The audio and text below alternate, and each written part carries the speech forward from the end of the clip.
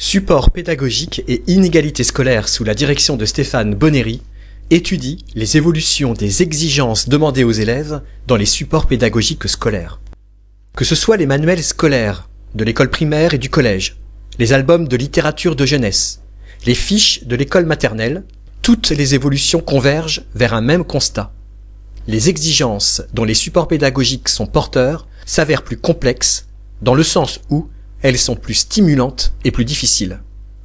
C'est pourquoi les supports pédagogiques et leur usage sont une entrée particulièrement utile pour étudier la manière dont se construisent les inégalités scolaires aujourd'hui.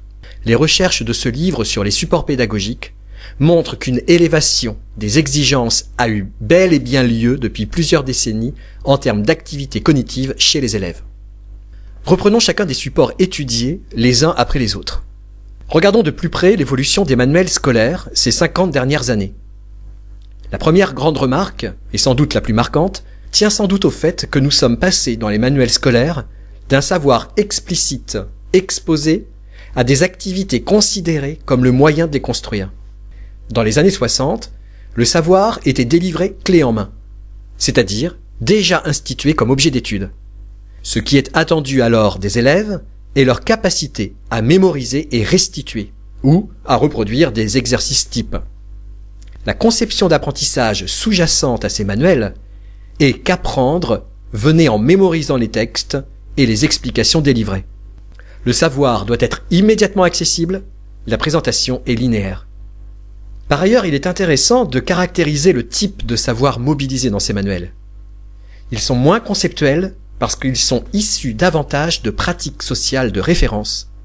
On a par exemple le regard de l'horticulteur sur les insectes, ou le regard du touriste par l'observation. Nous sommes alors loin du savoir savant et de ses concepts. De plus, la présentation des savoirs montre clairement une volonté de simplification. Souci de simplifier le vocabulaire et les concepts retenus. Souci aussi de cadrer de façon étroite le cheminement intellectuel. L'élève était pris par la main pour être conduit étape par étape. A contrario, les manuels d'aujourd'hui sont construits davantage sur l'implicite. Ici, le savoir est construit. Il n'est que la conclusion des diverses étapes proposées dans les manuels. Les liens logiques entre les documents proposés par exemple dans un manuel de sciences des années 2005 ne sont généralement pas donnés, car c'est justement à l'élève de les produire. Cette organisation est à l'inverse de celle de nombreux manuels d'après-guerre. Aujourd'hui, les manuels de sciences, d'histoire ou de géographie sont construits comme une sorte de jeu de piste avec des balises qui doit conduire à identifier le savoir.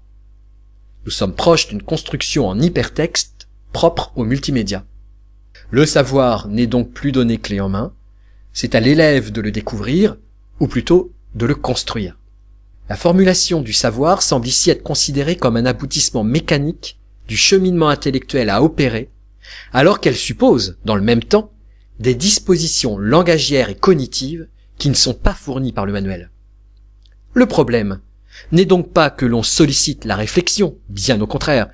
Le problème réside plutôt dans le fait que dans les manuels actuels, les savoir-faire et les dispositions langagières sont considérés comme des évidences et qu'il y a un trop faible guidage à la façon de se saisir du support pour enseigner et pour apprendre. Ces manques sont susceptibles d'aggraver les inégalités scolaires. Cette évolution n'est pas sans poser de problème pour les familles populaires qui souhaitent accompagner leurs enfants dans leurs leçons. Ils sont en effet fortement déstabilisés par le fait que les supports contemporains ne présentent pas de manière visible les savoirs et les connaissances à acquérir. Les manuels semblent davantage poser des questions qu'ils ne fournissent de solutions.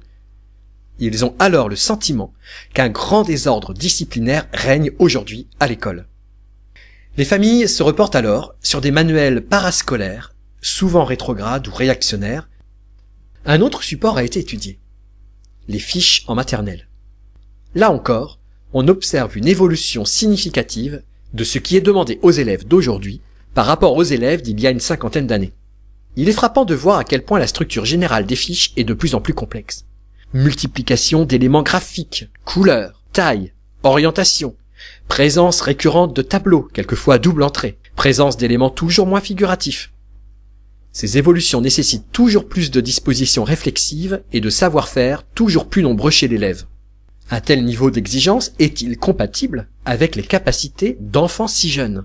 Pour Stéphane Bonnery, ce qui est remis en cause n'est pas forcément les fiches elles-mêmes, mais la capacité que les enseignants ont à accompagner des élèves qui ont le plus besoin d'étayage lors de leur réalisation. Il y a bien une montée du niveau des activités intellectuelles qu'il faut prendre en compte pour mieux s'adapter à la diversité des élèves. Un autre support très usité en classe montre de manière évidente cette évolution des exigences toujours plus élevées que les élèves doivent mobiliser. Les albums de littérature de jeunesse.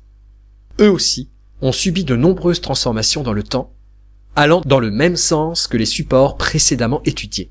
Dans les années 50 ou 60, l'accès au sens dans les albums était visible et explicite.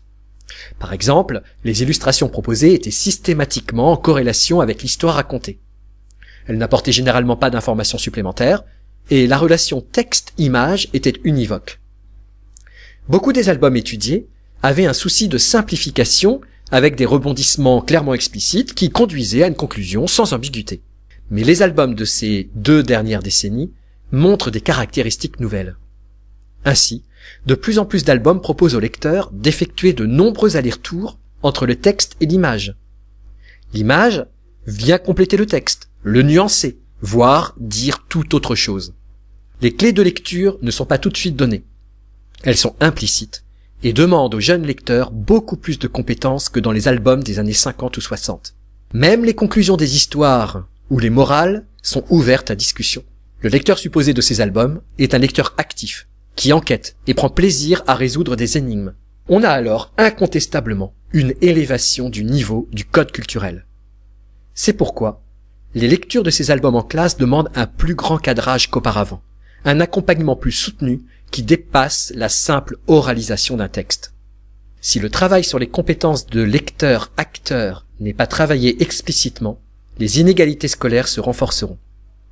Il faut donc à tout prix prendre conscience de ces nouvelles difficultés, que ce soit dans les manuels scolaires, les fiches de maternelle ou les albums travaillés en classe, prendre conscience de cette élévation du niveau dans tous les domaines pour les travailler explicitement avec les élèves et leur donner les codes nécessaires pour être autonomes. Merci.